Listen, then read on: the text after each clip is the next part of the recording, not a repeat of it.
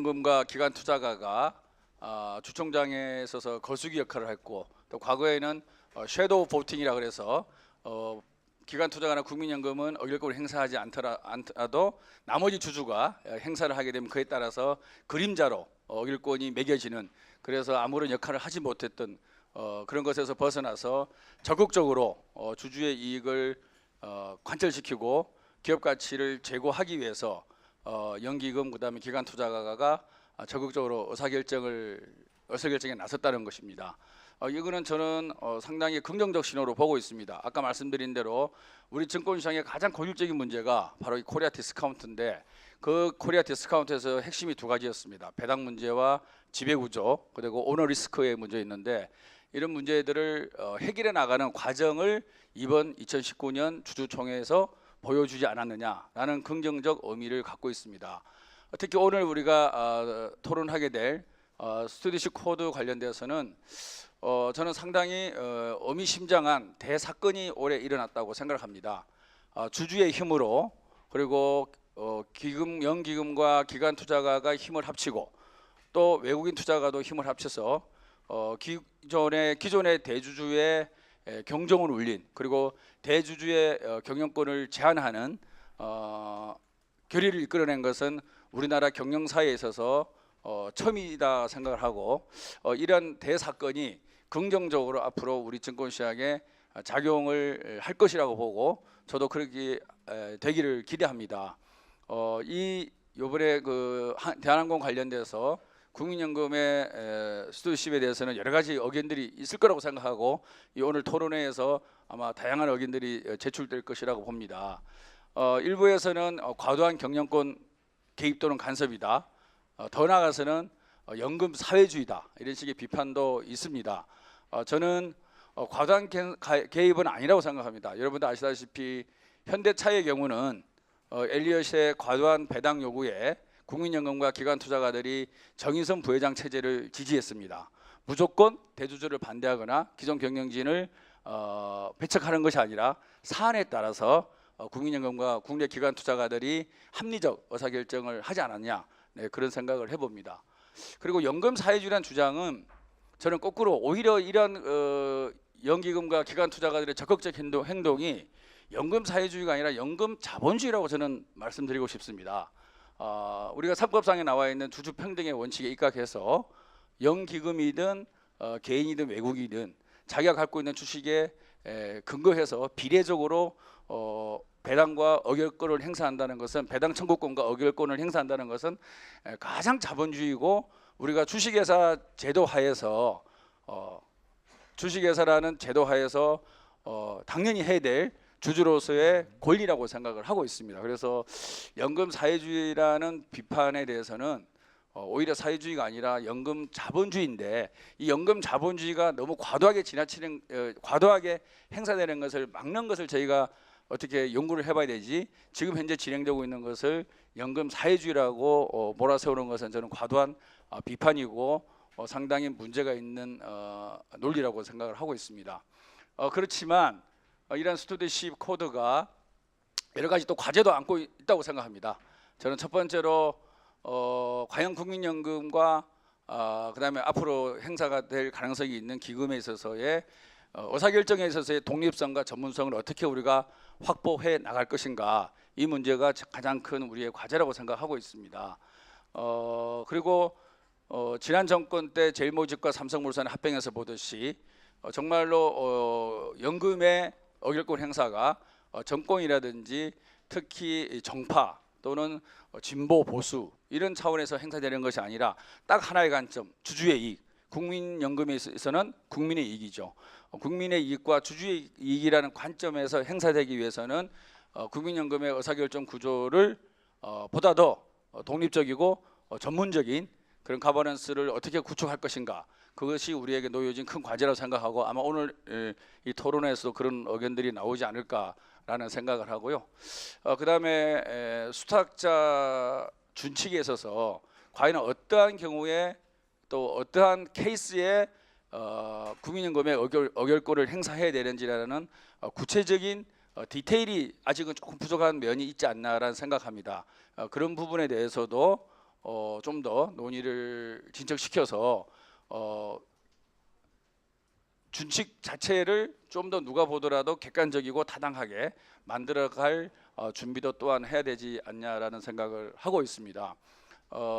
아마 제가 말씀드린 이런 것들은 저보다도 오늘 나와주신 발제자와 패널들이 아마 더 깊게 저희는 화두를 던지는 차원에서 말씀을 드리는 것이고 보다 더 전문적이고 구체적인 것은 오늘 오신 많은 전문가들께서 좋은 말씀 해 주시리라고 보고요.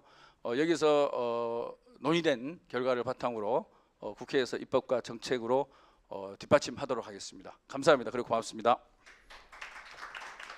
헤지펀드 행동주의와 관련해서 이제 좀 그런 시도가 있었죠. 언론에 굉장히 많이 오르내리고 시장의 주목을 끈 사례입니다.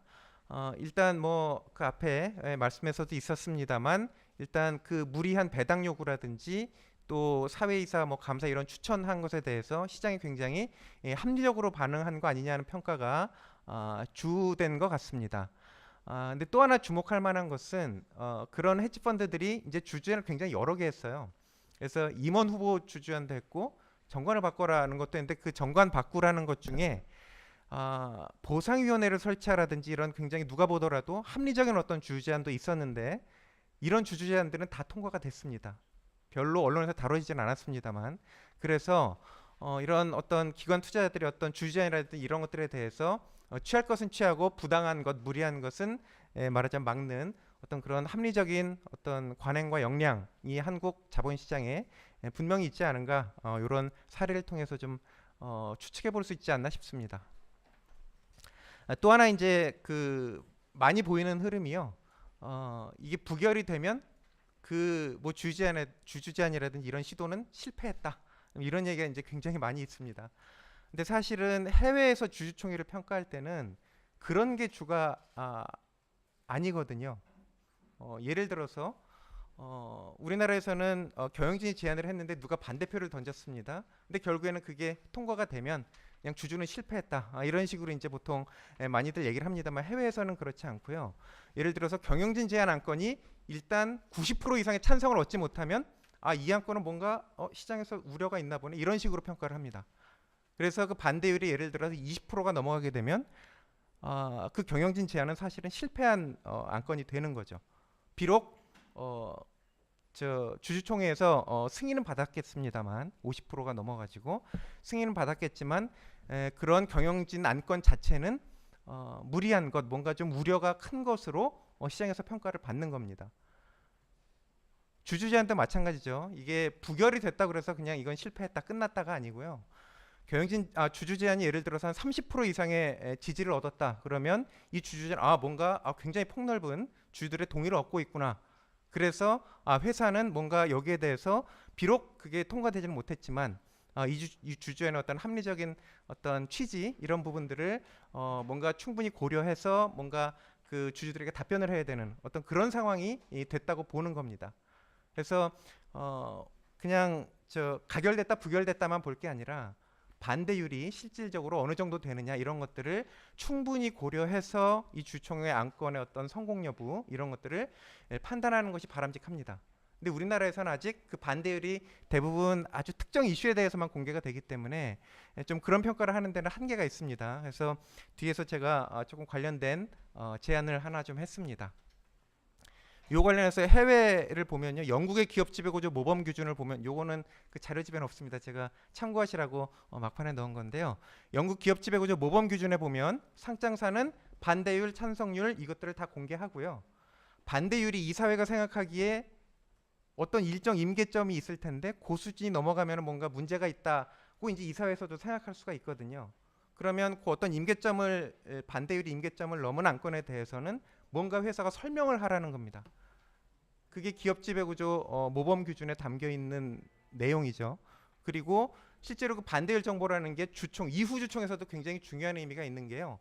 예를 들어서 한 30% 이상 반대를 받아가지고 물론 가결은 됐습니다. 30% 이상 반대율이 확인이 된 그런 안건을 특별한 설명이나 보완 조치 없이 다시 다음에 올리게 되면 주주들은 훨씬 더 많은 반대를 하고 또 의결권 자문사들도 대부분 그런 경우에 많이 반대를 권고를 하게 됩니다.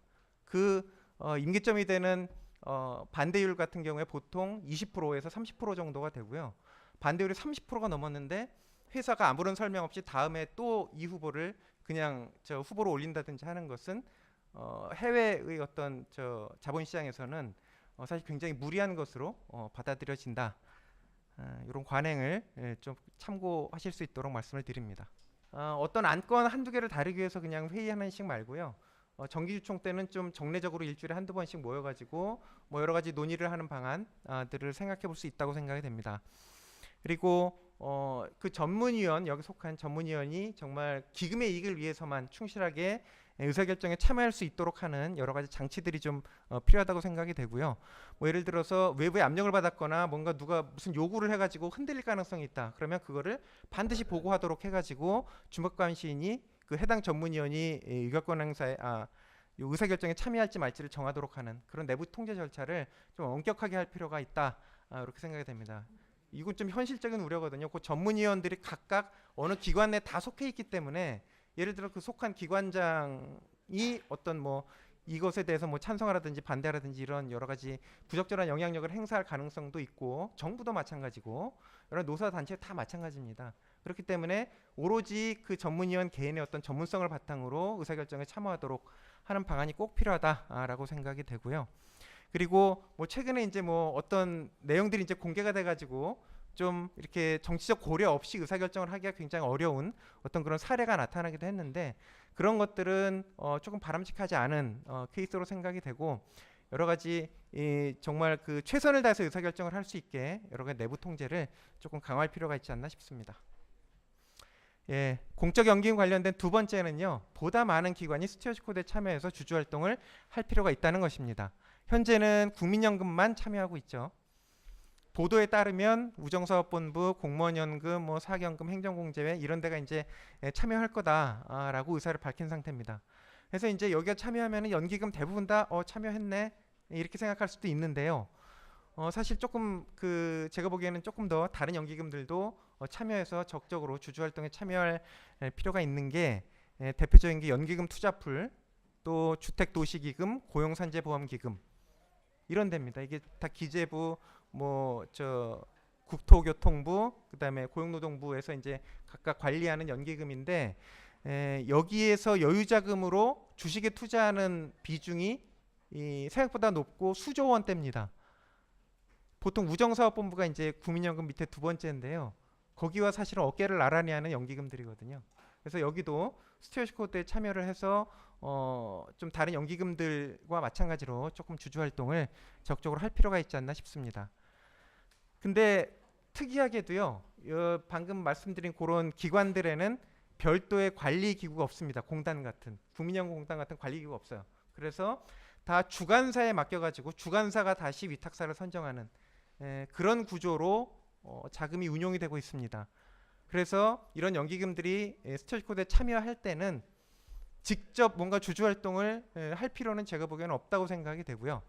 요 기존의 주관사가 말하자면 그 국민연금 공단 비슷한 어떤 그런 역할을 하면서 제2차 하위 위탁사들을 선정하고 관리 감독할 때 충분히 스튜어드 코드 참여 관련된 어떤 주주 활동, 뭐 수탁자 책임 이행 여부 뭐 이런 것들을 관리 감독할 수 있지 않을까 싶고요.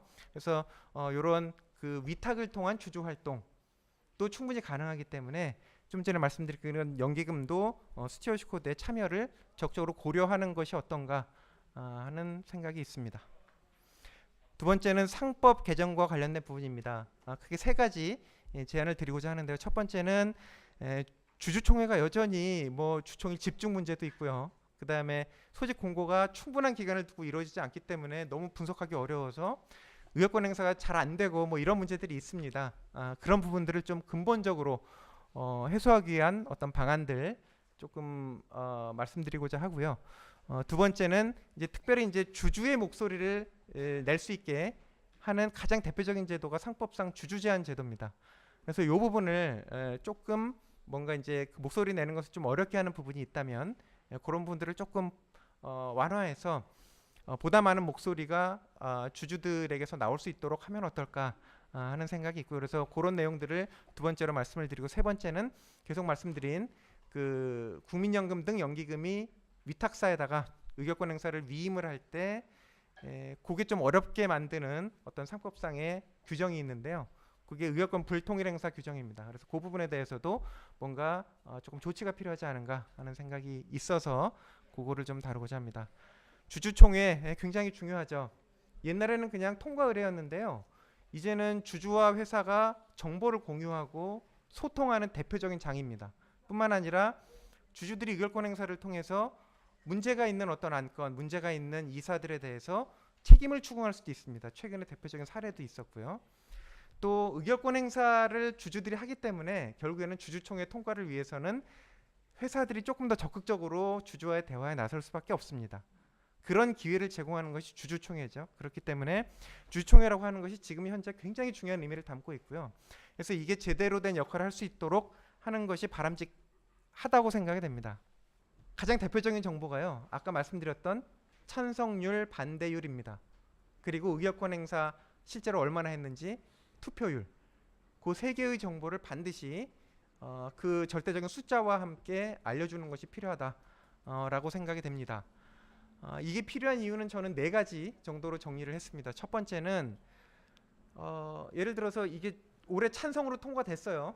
찬성으로 통과가 됐지만 25.1% 이런 식으로 이제 찬성이 이제 그 의사 정족수가 25.1%로 간신히 만족했다는 정보가 만약에 공개가 된다고 하면요.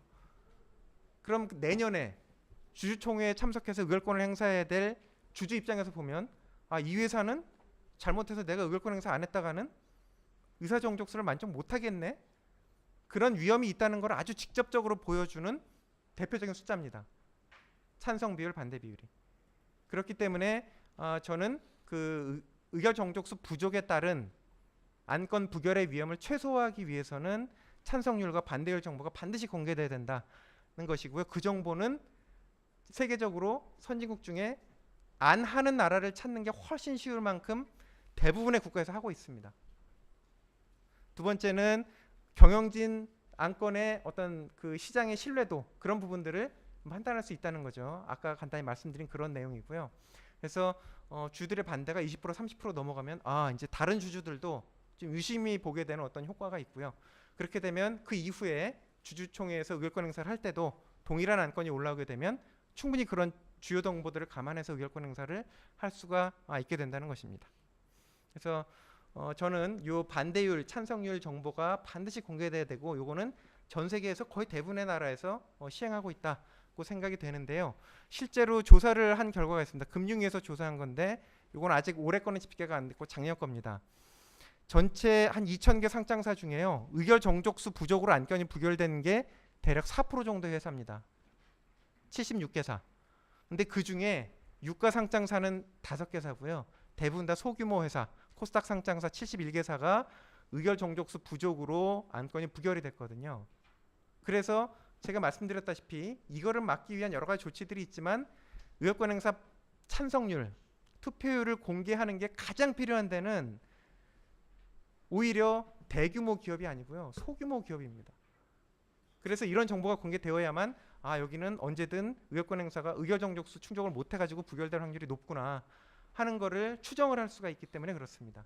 그래서 제가 보기에는 다른 나라 사례와 마찬가지로 모든 상장사에 대해서 이런 정보들을 공개하도록 하는 것이 바람직하지 않나 이렇게 생각을 합니다. 근데 현재는 두 군데서 이걸 공개하도록 하고 있는데 첫 번째는 그 거래소의 공시 규정에서 2조 원 이상인 상장사에 대해서 이걸 공개하도록 하고 있습니다. 두 번째는 금융회사 지배구조 법에다가 이걸 정해가지고 금융사들은 일정 규모 이상인 경우 공개하도록 하고 있거든요. 근데 그거를 제 생각에는 공시 규정을 아예 그냥 전체 상장사로 하든지 아니면 그 금융회사 지배구조 법에 그 내용이 들어간 것에 발맞춰가지고 상법에다가 아예 그 내용을 넣어서 반드시 공개하도록 하는 것이 어떠냐 하는 제안을 드립니다.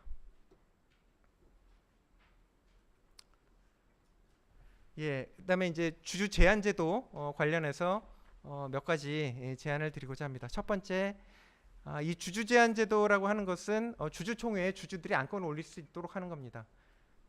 원래는 이사회만 안건을 정해서 올리게 돼 있죠. 그렇기 때문에 주주들의 선택권이 너무 제한될 수 있다는 것이고요. 그래서 그런 문제를 최소화하기 위해서 주주도 일정한 요건을 만족하는 경우에 회사의 안건을 올릴 수 있도록 하는 제도입니다.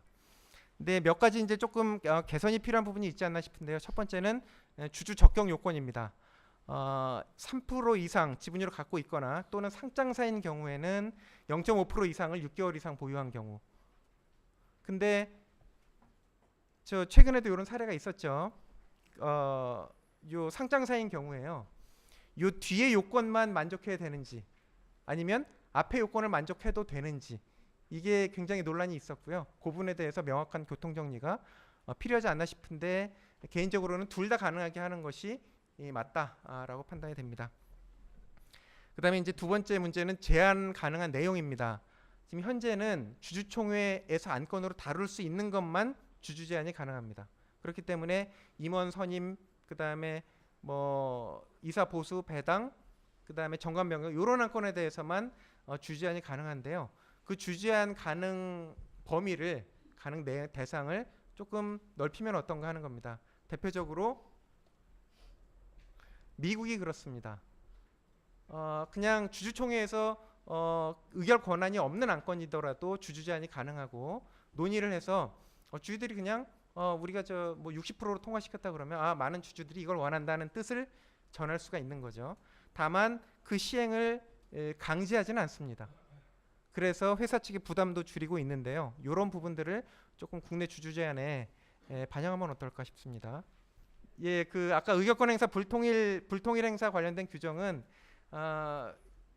지금 법상 그 어떻게 되어 있냐면은 국민연금이 여러 수탁사에게 의결권 행사를 위임을 했을 때 그 수탁사들이 동일한 안건에 대해서 어느 수탁사는 찬성, 어느 수탁사는 반대할 수 있거든요. 그거를 회사가 거부할 수 있게 돼 있습니다. 지금 현재 법에. 그렇기 때문에 그 수탁사들에게 위임을 하기가 좀 어렵거든요. 그래서 이 부분을 조금 법무부나 이런 데서 뭐 해석을 달리하든지 뭐 해석을 명확하게 해준지 하는 방식으로 조금 조치를 취해주면 어떤가 하는 생각이 듭니다. 그다음 네 번째가 이제 자본시장법 관련된 겁니다. 5%를 개선하는 건데요. 이 5% 룰이라고 하는 것은 특정 주주가 5% 이상 지분을 갖게 되면 이런저런 내용들을 공시하도록 해가지고 회사가 경영권 위협에 충분히 대비할 수 있도록 하는 제도입니다. 더 나아가서 경영권의 향배를 알 수 있기 때문에 다른 주주들도 거래할 때 도움을 얻을 수가 있습니다. 근데 이게 현실적으로 여러 가지 그 주주들의 적정 활동을 어렵게 하는 요소들이 있거든요. 그래서 그런 부분들을 조금 제한하면 어떤가 하는 생각이고요. 5%의 적용 대상이 되는 건 이런 경우입니다. 첫 번째, 다음 중 어느 하나를 위하여, 그러니까 중요한 내용입니다. 경영권에 영향을 끼칠 만한 중요한 내용에 대해서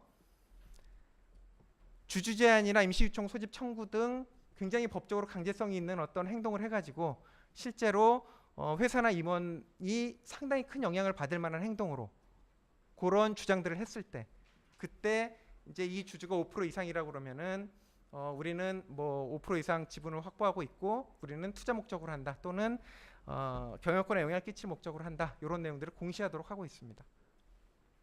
근데 그러다 보니 많은 기관들이 실제로 그런 뜻이 없는 경우에는 우리는 단순 투자 목적으로 투자합니다라고 5% 룰상 공시를 하는데요. 문제는 단순 투자 목적으로 합니다라고 하고 나서 뭔가 적극적인 활동을 하려고 봤더니 이게 혹시 적극적인 어떤 그 5% 룰상 위반이 있는 활동이 아닌가 하는 거죠. 그래서 몇 가지 좀 검토할 만한 사례들이 있다고 생각하는데요. 첫 번째, 임원 후보를 추천하는 주주 제한. 요거는 해외에서도 조금 영향이 크기 때문에 요거는 경영권에 영향을 미칠 가능성이 있다고 봅니다.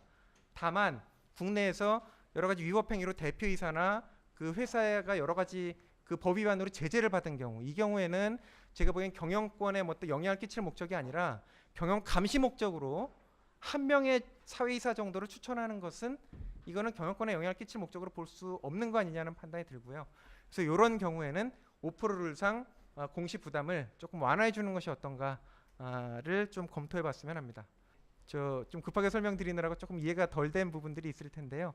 뭐 언제든 뭐 좀 이 향후 토론 과정에서도 혹시 설명드릴 수 있다면은 설명드리는 것으로 하고 이상 발표를 마치겠습니다.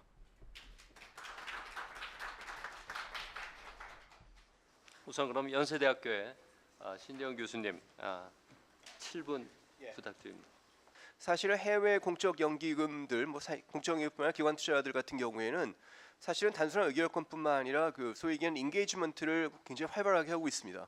근데 인게이지먼트는 결국 사전적으로 경영진과 대화를 통해서 기업 경영과 관련된 여러 가지 부분들에 대한 제안을 하고 개선을 하기 위해서 노력을 하는데, 현재 국민요금은 이러한 부분들이 지금 되기가 어렵게 돼 있죠. 아까 뭐 말씀하신 거 5% 룰이라든지 뭐 경영 참여 문제, 또 사실은 이런 여러 가지 법적 문제가 해결된다 하더라도 현재 국민연금의 여러 가지 그 처한 상황을 보게 되면 그 기업들에 대해서 인게이지먼트를 할 수 있을 정도의 인력을 확보하기는 그렇게 쉽지 않습니다. 그런 면에서는 사실은 뭐 재계나 언론계 일부 학계에서까지 우려하는 국민연금의 뭐 지나친 뭐 경영권 간섭 내지는 뭐 훼손, 이 부분은 실질적으로 이렇게 달성되기 어렵고요. 특히 뭐 제가 사실은 별로 좋아하지 않는 용어, 그리고 잘못 쓰였다고 하는 용어가 아까 김병우 의원님께서 앞에서 말씀하셨지만 사실 연금사회주입니다. 이 용어가 아주 자주 등장하는데, 이 용어를 제일 처음 쓴 사람은 1976년에 우리 뭐 경영학의 대가로 알려진 피터 드러커고요. 피터 드러커 이 용어를 쓴 이유는 뭐냐면 미국에서 결국 근로자들의 후생복지, 특히 노후복지를 위해서 기업 연금이 확대되고 그 기업 연금이 주식에 투자하게 되니까 결국 근로자들이 자본가가 된 거죠. 그래서 이걸 결국 연금 사회주의라고 부른 거죠. 그래서 그 말을 그대로 하게 되면, 만약 생산 수단을 소유한 거로, 그러니까 근로자가 생산 수단을 소유한 자본을 소유한 거로 사회주의가 정의된다면 미국은 세계 최초의 진정한 사회주의 국가다, 이렇게 표현을 했어요. 그러니까 사실은 이거 자본주의에 대한, 자본주의 시장 경제에 대한 승리를 얘기한 거지, 이게 요즘 언론에서 그냥 흔히 쓰는 국가가 또는 정부가 연금을 통해서 기업에 대해 간섭하는 거와는 전혀 거리가 멉니다. 그래서 좀 용어를 쓸 때는 정확한 용어를 좀 써주시기를 바라고요. 그런 면에서는 사실 국민연금의 영향력이라든지 이런 부분에 대해서는 좀 지나치게 좀 확대된 부분이 있고요. 왜 이런 일이 생기나, 뭐 전부 지배구조 쪽을 연구하는 사람으로 봤을 때 우리나라 결국 지배구조의 특성 때문에 이런 일이 생긴다고 봅니다. 그거는 지배주주, 창업주 일가가 지배주주로 있고 지배주주 일가가 경영을 직접 하게 되죠. 이제 그러다 보니까 결국 이 지배주주 일가의 경영에 대한 어떠한 견제나 감독도 이것을 간섭 내지는 상당한 정도의 침해로 보게 됩니다. 제가 또 이게 잘못 쓰이고 있다는 단어 중에 하나가 이 경영권이라는 건데요. 경영권은 권리가 아니죠. 자본주의 시장 경제 주식회사 제도에서는 사실은 주주총회에서 주주들에 의해서 누가 경영을 할지가 결정이 되는 것이지, 이게 특정한 이해 당사자가 기업을 경영할 수 있는 어떤 권리를 갖고 있는 건 아닌데, 우리나라에서는 이게 결국 이 지배주주 일가가 당연히 기업을 경영해야 되는, 그렇지 않을 경우에는 이게 상당히 뭐가 좀 문제가 있는 것 같지 않은데, 사실 그 부분은 맞지가 않고요. 그런 면에서 뭐 앞으로 이제 전체적으로 이제 좀 개선이 되기 위해서는 그런 인식이 좀 바뀌어야 되겠고, 하나 위탁 자산운용사에게 국민연금이 의약권을 위탁하는 거에 있어서는 여러 가지 이제 좀 장애가 있습니다. 아까 이게 법적 문제도 말씀하셨지만 제일 큰 문제는 결국 우리나라 운용사들의 이해상충 문제입니다. 사실은 대부분의 운용사들이 뭐 이렇게 대기업 계열사거나 아니면 이게 증권사와의 계열사 관계가 있기 때문에, 이번 이제 예를 들어 대한항공 같은 경우에도 운용사가 증권사와 계열사인 경우에 증권사가 분명히 대한항공하고 어떤 거래 관계가 있을 텐데, 이 경우에 과연 이해상충 문제를 해결할 수 있을까 하는 거죠. 일본의 GPIF를 갖다가 자주 인용을 해서 일본처럼 뭐 의결권을 위임하자 하는데, 일본은 상당히 엄격하게 의결권을 행사하는 운용사에 대한 것을 체크를 합니다. 그래서 GPIF 같은 경우에는 기본적인 의결권 행사 원칙이 있고요. 개별 운용사가 의결권 가이드라인, 의결권 지침을 제출하고 이것을 심사를 받습니다. GPIF에서요. 그리고 사후적으로도 의결권 행사를 보고하고 이거에 대한 것을 이제 심사를 받고 하는 거기 때문에 상당히 엄격하게 당연히 스튜어디스 코드 도입해서 행사하고 있고요. 제가 GPIF CIO 얘기했더니 자기네는 운용사의 지배구조도 엄격하게 본다는 거예요. 그래서 운용사들이 결국 기업들하고 인게이지먼트를 하고 지배구조를 개선하고 할 때 운용사의 지배구조가 잘못되어 있으면 어떻게 가서 그런 얘기를 할 거냐 하는 정도로 엄격하게 관리를 하기 때문에, 뭐 또 그런 면이 개선이 된다면야 가능할지 모르겠지만 현재로서는 쉽지 않을까 하는 거고요. 특히 말씀드린 대로 3% 정도밖에 그 반대율이 없는 상황에서 실질적으로 경영진에 대한 견제와 감독이 이루어질까 하는 거는 현재 단계에서 조금 저는 의심스럽습니다. 예, 이상을 마치겠습니다. 과연 이것을 그 지금 말씀하신 그 약식 그 공시로 가게 되면 약식 신고로 가게 되면 기간이 조금 늦춰지는 건데 이게 얼마나 큰 그 의미를 갖는지 또 모르겠고요. 그 다음에 또 하나는 이게 국민연금만의 문제는 아니고 이게 자본시장법에서 5%로 해야 되는 열어주게 되면은 모든 주주들, 그러니까 지배주주뿐만 아니라 헤지펀드까지 포함하는 모든 주주들한테 다 해당이 되는 이야기일 거고요. 그러면은 과연 그런 어떤 부작용이라는 측면도 우리가 좀 같이 고려를 해봐야 되지 않느냐. 지금 무슨 얘기냐면 국민연금이라는 스펙트럼만 가지고 그 제도를 갖다가 바라보면 그에 따른 부작용에 관한 부분도 좀 함께 고려하지 못하는 부분이 생기지 않을까 해서 같이 한번 그런 부분들을 좀 고려를 해주셨으면 좋겠습니다. 우리나라 M&A에 대한 방어 수단이 없는 상황에서 5% 룰에서 빠져나갈 구멍을 만들어주는 경우에 있어서는 상당히 기업한테 부담을 줄 수 있는 상황들이 많기 때문에 그런 부분도 좀 고려를 해야 된다고 생각을 합니다. 그다음에 이제 국민연금 지배구조 문제와 관련해 가지고 발표자께서 말씀하신 분에 동의합니다. 동의하는데 거기서 한 가지 더 나가 가지고 문제는 수탁자 책임을 얘기하는데 책임지는 존재가 없습니다. 그게 제가 생각했을 때는 가장 큰 문제라고 생각을 합니다. 앞서서 그 말씀하셨고 앞서 토론에서 말씀하셨지만 일본의 예의를 말씀 주셨는데 일본 같은 경우는 그 자산 운용사들한테 위탁을 하기 때문에 엄격한 기준을 가지고 그에 대한 이제 책임을 물을 수 있는 이런 구조일 수 있습니다. 그런데 우리 같은 경우에 있어서는 수탁자 책임 전문위원회에서 어떤 판단을 했습니다. 그게 결국에 기금의 이익에 반한다라고 판단이 든다. 그럼 그 부분에 대해서 누구한테 책임을 묻느냐? 이 책임이라는 부분이 명확치가 않기 때문에 이 기금 운영에 있어서 상당히 조금 자의적으로 운영될 가능성들이 많다. 그러니까 지배구조와 관련해서 생각해야 될 부분, 책임에 관한 부분도 우리가 좀 같이 좀 생각해 볼 필요가 있다는 생각이 들고요. 그다음에 상법 개정안과 관련해서는 이거는 좀 더 신중하게 좀 접근할 필요가 있지 않나. 상법의 경우에 있어서는 이 스펙트럼이 워낙 넓습니다. 저도 이제 상법을 공부하는 사람인데 이게 뭐 작은 구멍가게 같은 기업부터 글로벌 기업까지 다 적용되는 것이기 때문에 특정한 부분에다가 이제 맞추고 보면은 이제 여러 가지 좀 부작용이 나타날 수가 있습니다. 예를 들어서 앞부분에서는 주주들한테 충분한 시간을 주자라는 게 이제 주된 그 기간 같은 거 늘려서 주된 그 말씀이신데 이걸 또 바꿔 갖고 한번 생각을 해보면요. 주주총회 소집 통지를 4주를 둔다는 얘기는 회사 입장에서 주주총회 개최하기 위해서 4주를 기다려야 된다는 얘기입니다. 지금 당장 시급한 사안이 있는데 주주총회 소집 통지하고 4주간은 아무것도 못 한다라는 얘기거든요. 그래서 기업들이 필요한 어떤 그 좀 변환기에 있는 기업들을 위해 가지고 중소기업 사업전환 촉진법이나 벤처기업 육성의 법이나 기업 활력 제고를 위한 특별법이나 이 기촉법이나 많은 법에서 주주총회 소집 통지 기간을 단축하고 있습니다. 그런 이유가 있거든요. 그러니까 그런 부분들도 우리가 좀 같이 고려를 해야 된다는 생각이 들고요. 그다음에 이제 주주제한권 관련해서도 이거는 소수주주권에 관한 문제인데요. 지금 단 현상만 보고 말씀을 하시면 이게 상법이기 때문에 이게 뭐 특별법에서 이렇게 국민연금에 대해서는 따로 규정한다면 우리가 모르겠지만 상법이기 때문에 주주제한권 같은 경우는 소수주주권과 관련한 부분인데 소수주주권은 사실은 대표성의 문제입니다.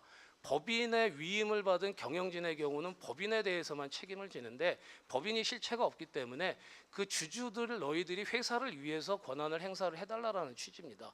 그러기 위해서는 개인 자격이 아니라 전체 주주를 대표할 수 있을 정도의 대표성 있는 지분을 요구를 하고요. 우리는 그거를 이제 상법에서는 3% 그다음에 자본시장법에서 어느 정도 이렇게 두고 있습니다. 이거는 또 통계적인 부분도 우리가 고려를 해야 되고요. 여러 가지 부분들을 고려해야지 다른 국가들이 이렇다고 해서 그 국가하고 동일하게 이제 보기는 어려운 부분인 것 같습니다. 그래서 그런 부분들을 같이 고려를 해서 좀 바라보는 게 좋지 않을까라는 생각이 듭니다. 그 국민연금의 경우는 가장 이제 문제가 되는 게 현재 기금이 고갈이 되고 있다라는 부분이라고 저는 생각합니다. 근데 스튜어드십 코드를 얘기할 때는 그런 부분을 생각을 안 하시는데요. 두 가지가 지금 똑같이 기금을 바라보는 시각이거든요. 하나는 현재에 대한 얘기입니다. 스튜어드십 코드는 지금 얘기입니다. 지금은 이게 충분히 의미가 있습니다. 41년까지 1100조가 늘어나니까 상당히 영향력 늘어나고 계속해서 의미가 있을 겁니다.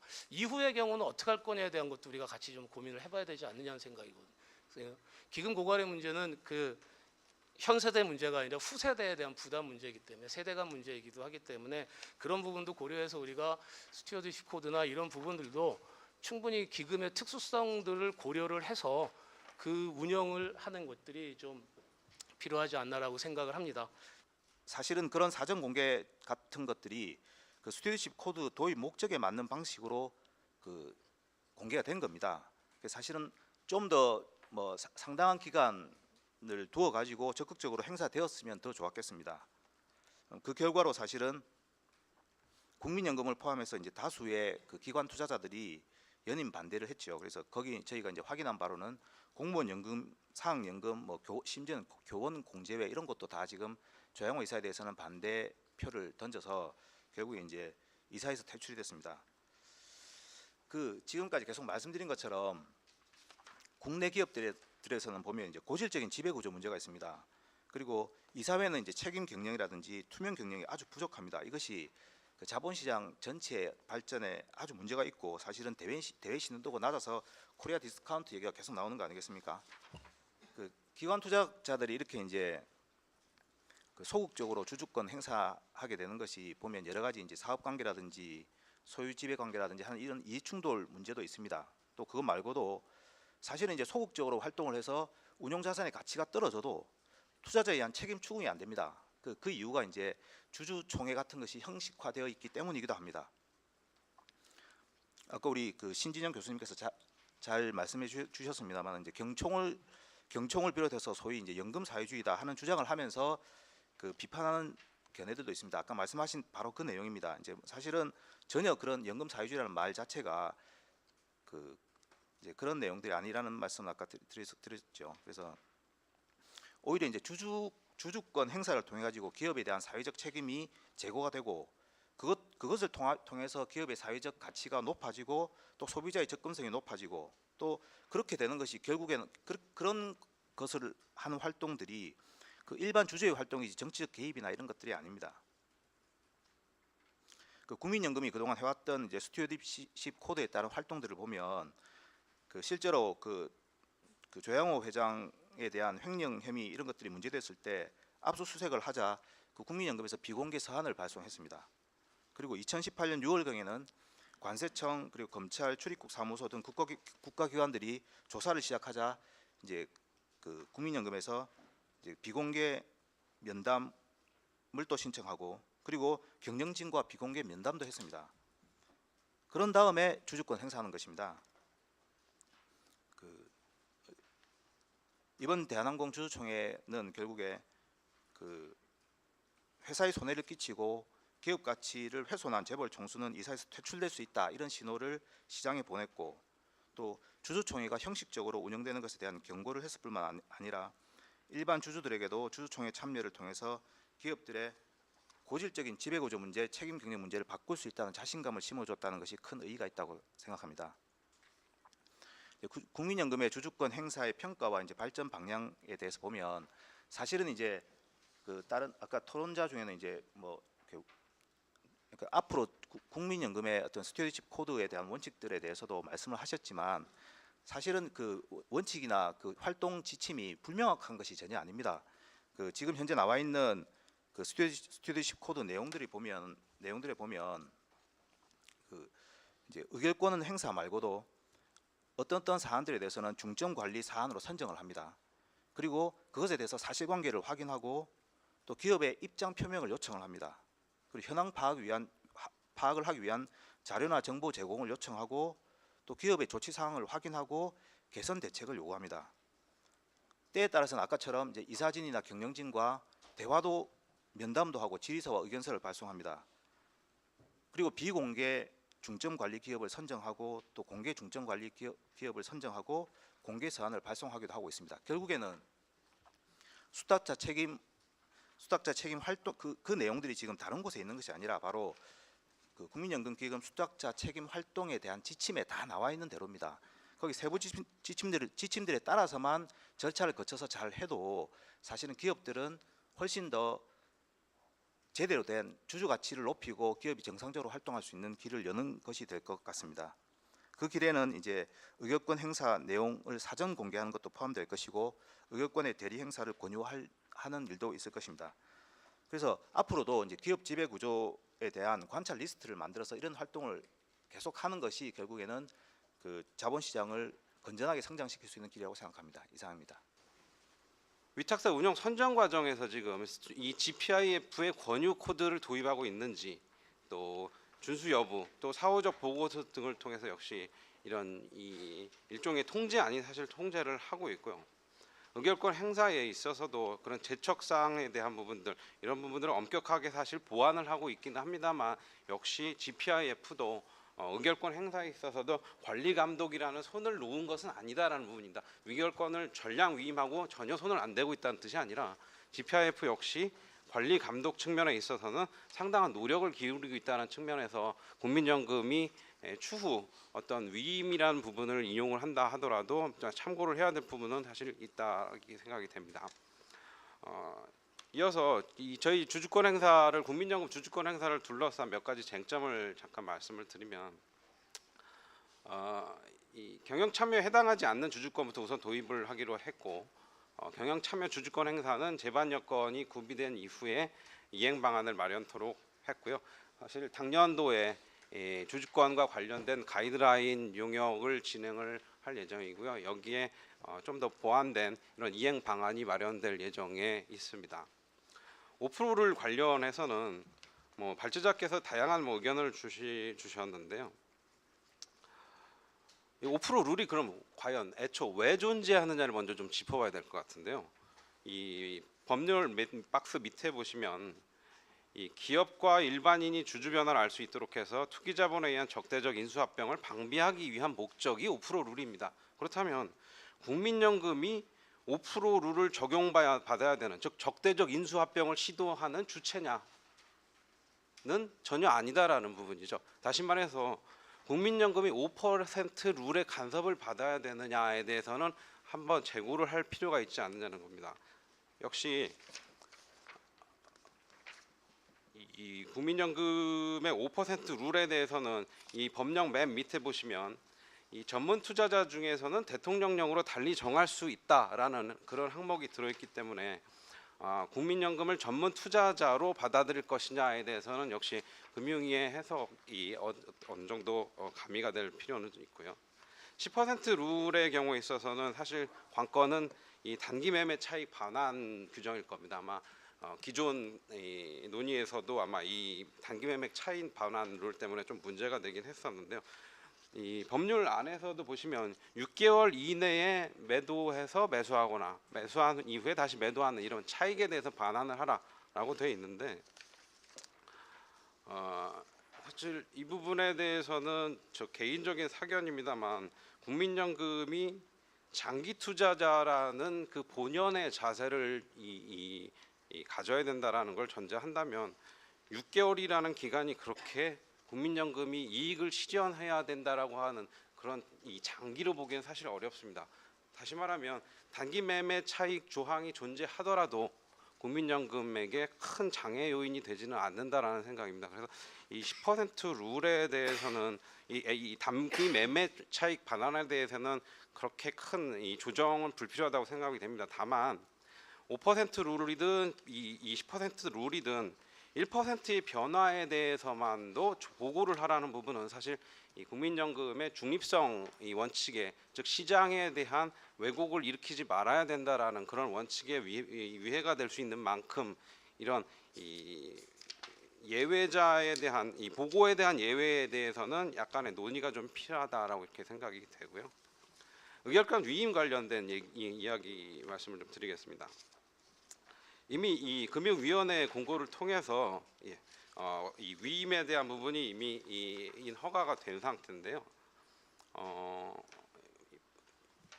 뭐 추가로 이 19년 3월 29일 엊그제는 이제 우정사업본부까지도 이 의결권 위임이 가능하도록 이렇게 공지가 됐습니다. 근데 문제는 이 의결권 위임에 대한 부분이 아니라 아까 발제자에서 내용에서 나왔듯이 의결권 행사 불통일 부분인데요. 불통일 행사 자체는 이미 가능한 상태입니다. 이 법률 안에서는. 문제는 회사가 거부할 수 있다라는 권리가 지금 이 불통일 행사 안에 368조 안에 들어있다는 것인데요. 대법원 판결에서 이 내용에 대해서 나와 있는 부분을 제가 좀 살펴봤더니 주총을 저지할 사유, 또 회사의 이익을 부당하게 침해할 사안에 해당하지 않으면 문제되지 않는다라는 역으로 해석이 가능합니다. 다시 말하면 국민연금이 투자 일임사에게 의결권을 위임한다는 팩트 자체, 사실 자체가 주총을 저지할 이유가 있는 것도 아니고, 그다음에 회사의 이익을 부당하게 침해하고자 하는 것도 아니라면 여전히 이 법령 하에서도 이 의결권 불통의 행사에 대한 거부권에 대한 이 문제는 사실 국민연금에게 적용될 수는 없지 않느냐, 이런 좀 생각을 하고 있습니다. 그래서 법령에 대한 이 변경, 상법의 규정에 아주 이 변경보다는 이런 해석에 대해서 좀 더 여유를 줄 필요가 있지 않나 생각이 들고요. 마지막으로 이런 뭐 위임에 대해서도 국내 생태계가 아직까지 이 의결권에 대한 생태계가 부족한 만큼 좀 더 이런 생태계의 양성에 좀 더 국가적 지원이든 아니면 어떤 국민연금에서도 노력을 하겠습니다만 이런 다양한 이 지원이 좀 있지 않아야 될까, 이렇게 생각을 합니다. 이상입니다. 의결권 행사 기준일을 90일 이내 날에서 60일 내로 단축하자. 요거는 상법 개정할 사항입니다. 그래서 공투표 문제를 완화하자라는 게 있고요. 그다음에 주총 소집 통지일을 2주 전에서 4주 전으로 연장하는 방안 또 이제 말씀을 하셨습니다. 그러니까 박용준 위원도 요 두 가지에 대해서 마찬가지로 상법 개정을 발의한 상태입니다. 그리고 이제 전자투표 관련해 가지고는 공인인증서 말고 다른 인증수단 가지고 전자투표할 수 있도록 해서 주총 참여를 활성화하자는 것도 논의가 되고 있습니다. 이런 경우에는 그 말씀하셨던 그 이렇게 소위 말하는 슈퍼 주총대회 이런 것들, 이런 촉박한 기간으로 해서 주총이 부실화되는 것들은 좀 막을 수 있지 않겠나라는 생각이고요. 이런 것들은 좀 적극적으로 검토해 볼 필요가 있다라고 생각을 합니다. 그런데 이제 이 토론번에는 지금 말씀을 안 드렸습니다. 아까 곽 교수님께서 말씀하셨을 적에 이런 필요성은 충분히 인정이 되지만 회사에서 신속하고 중요한 의사결정을 해야 될 때, 즉 합병이라든지 영업양도라든지 기타 이런 신속한 경영 활동으로서 의사결정이 필요한 경우에 이런 식으로 하면 또 이제 특히 4주 통지 이렇게 되면 늘어져서 신속한 의사결정이 불가능한 것 아니냐라는 지적도 분명히 있습니다. 그 부분에 대해서는 글쎄요, 그거는 어떤 면에서는 정기주총하고 임시주총을 나눠서 규율하는 방안도 가능할 거는 같습니다. 그래서 이런 필요가 있다면 오히려 임시주총을 하고 거기는 달리 규정을 해서 좀 신속하게 가능할 수 있도록 해야 될 것 같은데, 여러 가지 사정들을 검토해 볼 필요는 있을 것 같습니다. 다만 어느 경우에도 주주들이 주주총회에 참석해서 충분한 정보를 가지고 활발히 의견 개진을 할 수 있도록, 그래서 의사결정이 주주들의 뜻에 따라 이루어지도록 하는 방안은 필요한 거라고 생각하고 있습니다. 주주 제한 관련해서는 이제 송 박사님이 이제 주주 제한 범위 확대라든지 적격 요건 다양화, 그다음에 이런 회사 측 안건 사안 제한 이런 것들을 제시를 해주셨는데요. 그 주주 제한권이라는 게 어차피 그러니까 실질 회사의 궁극적인 주인이라고 할 수 있는 주주들이 이런 제한을 할 수 있도록 하는 건 당연한 것 아니냐라고, 그런 기조에서 이제 출발하는 거라고 생각을 하고 있습니다. 근데 이제 문제는 한편으로는 우리나라 같은 경우에는 생각보다는 생각과 달리 우리의 통상적인 관념과 달리 이사회 중심주의입니다. 주주총회 권한이 상당히 제한되어 있는 상태입니다. 그게 나름대로 입법적인 결단이라고 생각을 하고 있는데요. 그 현실이 어떻든 간에 법정시는 웬만한 사람들은 다 이사회 업무 결정권을 집중을 시켜서 대리인들을 통해서 의사결정이 이루어지도록 하고 정말로 회사의 운명을 결정할 수 있는 사항들, 이런 것만 주주총회를 통해서 결정할 수 있도록 하고 있는 상황입니다. 그러면 이 상황에서 주주 제한권을 활성화하는 것이 과연 그런 우리가 지향하는 지금 현재의 회사의 지배 구조하고 맞느냐라는 부분이 좀 제기가 될 수 있습니다. 그래서 이게 되게 좀 좋은 의견이고 꼭 해야 될 의견이기도 한데, 한편으로는 굉장히 좀 우리 지배 구조하고 우리 상법이 지향하는 지배 구조하고는 조금 더 어긋나는 부분은 분명히 있는 것 같습니다. 그러니까 쉽게 말하면 대의민주주의하고 직접민주주의 얼마나 감안할 거냐라는 문제인데, 그건 쉽게 결정할 수 있는 문제는 분명히 아니라고 생각을 합니다. 그래서 이거는 좀 더 그 검토가 필요하다는 생각이 듭니다. 그러니까 주총 결의 사항이 아닌데 주주 제안을 해서 활발히 의견 교환이 이루어지도록 하자라는 게 필요하긴 합니다만 과연 그게 이제 주총의 형식을 통해서만 해야 될 것이냐 이런 문제도 있을 수 있어서요. 이거는 조금 더 뭐랄까 심도 깊게 검토가 필요하다는 생각입니다. 예, 뭐 오늘 그 발표에 대한 뭐 토론 마치겠습니다. 이 연금 가입자 추천 대표조차도 저는 좀 안 좋은 이해관계. 아까 우리 연금 사회주의의 바로 비판이 그것인데, 그래서 과연 그들이 정말 기금 운용의 수익, 안정적인 수익을 확보하기 위한 데에만 이해관계를 갖고 있는가에 대해서는 의문이 있다는 것이죠. 그래서 저는 적어도 기업 지배구조를 이행하는 주주권 행사라는 이 스튜어디십 이행에 있어서 연기금의 지배구조 문제, 그 중에 이 의결권, 주주권 행사의 그 과정에 대한 투명성, 그다음에 이해상충이 있는 그런 위원 추천 과정은 분명히 해결돼야 된다는 것이 제 하나의 의견입니다. 다음에 주주총회 문제입니다. 뭐 너무 잘 설명해 주셨고, 통계만 잠깐 말씀드리면 우리나라는 가장 주총이 많이 열리는 3일이 두 번째, 세 번째, 네 번째 금요일인데 그 3일간 집중도가 90%에 가깝습니다. 전 세계에서 동남아 국가조차도 20% 내외입니다. 3일간 주총이 열린 국가. 어떤 나라가 우리나라 다음으로 이렇게 후진적으로 집중해서 여는가 봤더니 바로 일본이죠. 아까 발제자 말씀 잘하신 대로 왜 일본과 우리만 이렇게 한두 날에 집중돼서 열리는가. 예를 들면 네 번째 금요일 같은 경우는 40%가 넘는 전체 상장사 1,800개 중에 40%가 넘는 500~600개 기업이 주총이 열리니 주주 입장에선 예를 들면 우리나라 기관 투자자들은 수백 개 기업에 분산 투자하고 있거든요. 그들의 주총에 참여하거나 의견을 내거나 신중한 안건 판단이 불가능하죠. 그 배경은 바로 주총 제도상 반드시 사업 보고서를 주총에서 승인하도록 하는 관행, 그리고 법적 제약이 있습니다. 선진국에서는 그것을 예를 들면 이사회에서 배당도 결정합니다. 그래서 사업 보고서 먼저 공시하고 감독기관 보고하고 그 다음에 4월, 5월, 6월에 심지어는 주총을 열고 있거든요. 여기에 대한 단 하나의 반대 논리는 아까 말씀하신 주총까지 너무 먼 기간이 남아 있는 문제. 하지만 저는 경기주총, 임시주총 구분하는 상사법무과장님 의견 바로 반영해서 시급한 사안은 언제든지 주로 임시주총이죠. 또는 특별주총인데 그런 것으로 대응 가능하고요.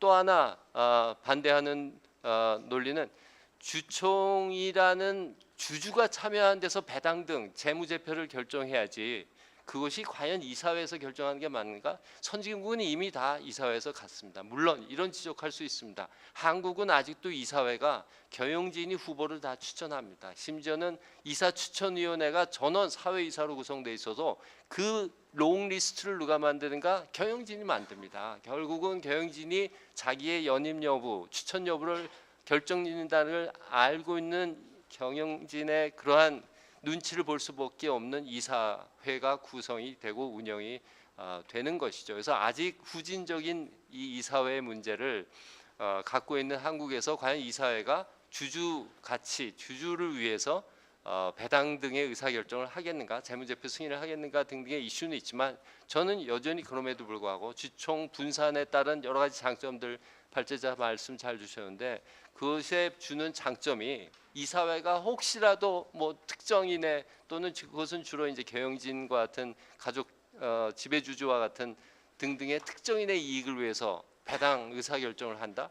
저는 그런 것이 갖는 사례는 굉장히 적고, 즉 항상 모든 제도는 코스트 앤 베니핏을 말하는데 일부 코스트가 있더라도 좋은 장점이 있다면 충분히 택할 만한 부분이라고 생각합니다.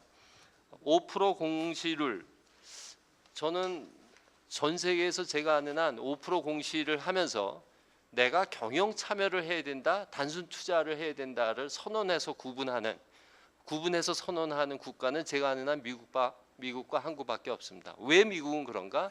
거기는 끊임없이 적대적 M&A가 일어납니다. 경영권을 탈취하는 M&A가 일어나요. 우리나라에서 경영권을 탈취하는 M&A는 제가 일부 코스닥 기업 외에는 없고 97년인가 8년도에 미도파를 노렸던 뭐 대농과 등등의 신동방 간에 실패했죠. 결국은 그 대기업의 경영권 탈취 사건은 절대로 없습니다. 이번 대한항공의 조정훈 회장이 물러난 것도 경영권 탈취가 아니라 그냥 이사를 못할 뿐인 것이지 경영권은 다 유지하고 있는 전 세계에서 가장 경영권 보호가 잘 된 국가가 한국입니다. 토론자 한 분께서 경영권 방어 장치가 없다는데 방어할 필요가 없습니다. 우리는 이미 가족 지분과 계열사 지분이 40%가 넘습니다. 평균. 자동으로 경영권 방어가 돼 있어요. 그것을 챌린지해서 경영권을 뺏어올 수 있는 외국계 헤지 펀드 어디도 없다는 것이죠. 그래서 이러한 경영권 보호가 잘 돼 있는 국가에서 놀랍게도 미국식 제도인 5%가 넘을 때 나는 경영 참여를 한다, 단순 투자를 한다를 선호하게 돼 있습니다. 발제자 논문에 약간 공동행위 부분을 이 부분으로 잘못하셨는지 확인을 부탁드리고 싶은데 제가 방문해본 어떤 OECD 국가 중에 미국 제외한 국가도 유럽 국가의 경우는 5% 넘었을 때 내가 경영 참여 단순 투자를 구분하는 그에 따른 공시 의무의 강화 부분이 없습니다. 한마디로 이 부분에 대해서 유럽의 기관 투자자들, 연기금 투자자들의 담당 펀드 매니저들하고 얘기하면 아니 한국에는 경영권 탈취 사례가 없는데 왜 이렇게 엄격하게 5% 공시율을 심지어는 강화된 룰을 요구하는가? 이런 어리석은 제도를 유지하는가? 저는 그것은 순전히 기득권 기존의 경영권을 가진 분들이 기득권, 경영권을 방해하기 위한 수단으로 사용된다는 것이죠. 안타깝게도 국민연금 아까 10% 공시를 또 말씀하셨지만 펀드 매니저들의 가장 큰 고민은 이 5% 10% 공시 룰입니다. 내가 경영 참여를 혹시라도 하게 되면 이 법위반을 하게 되는데 스튜어십 코드 이행하기 어렵다. 경영 참여 좀 하게 되면 단기 그 6개월 내 투자 반환해야 되는데 난 스튜어십 참여하기 어렵다. 혹시 경영 참여 주주권 행사 인게이지 하다가 내부 정보 얻게 되면 그거는 심각한 문제인데 그런 의미에서 기업과의 커뮤니케이션을 안 하겠다. 인게이지먼트가 사실 더 중요한 부분인데 우리는 오늘 주총에만 관심을 갖고 있습니다만 하는 것이 펀드 매니저들의 고민인데 저는 어찌 보면 한국과 같이 아무런 경영권에 대한 그 도전이란 말조차 저는 정말 맞지 않는다 보는데 그런 사례가 없는 국가에서 이와 같이 엄격하게 경영권을 보호하는 제도를 전 세계 미국 이외에 거의 유일무이하게 적용한 것은 적절치 않다. 그런 점에서 완화돼야 된다는 발제 의견에 동의합니다.